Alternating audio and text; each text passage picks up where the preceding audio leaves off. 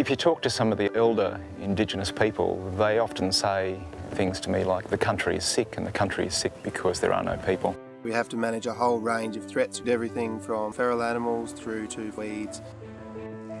We want to govern the land so we control the land, not the fires control us.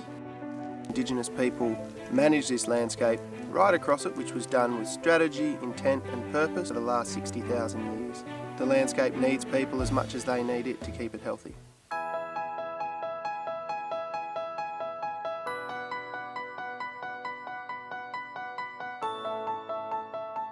There is a huge amount happening here in Northern Australia that we need to be pretty excited about.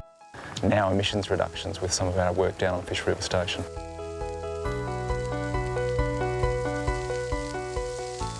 By changing fire management practices from a late dry season wildfire pattern to an early dry season fire pattern, we can basically come up with carbon credits that are generated through those changes in emissions.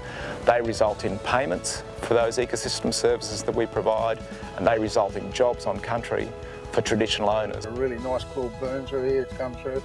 We've still got grasses, they're still intact. Reducing the amount of carbon we put out in the atmosphere, it's good for the rest of the world and good for the rest of Australia. The ILC and TNC are both partnered in a range of broader initiatives to extend the savanna burning type work that we do on Fish River into the lower rainfall regions of Northern Australia so that we can see more benefit for Indigenous people.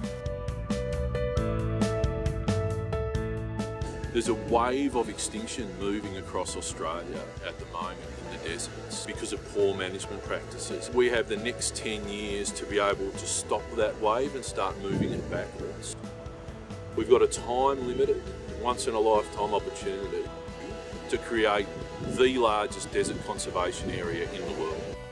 Looking after the country is really good for us here. Learning Western science, learning from that, and also learning from my elders. That's what's making me stronger in me.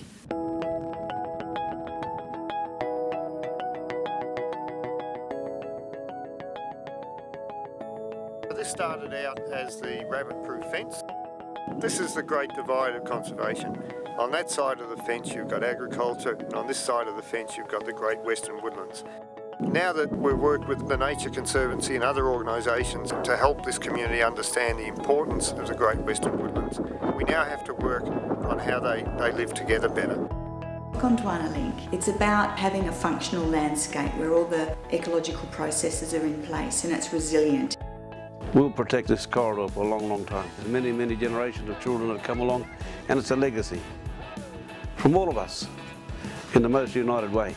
Australia has an interesting gift to provide to the global conservation movement, and that's about the place of people in conservation.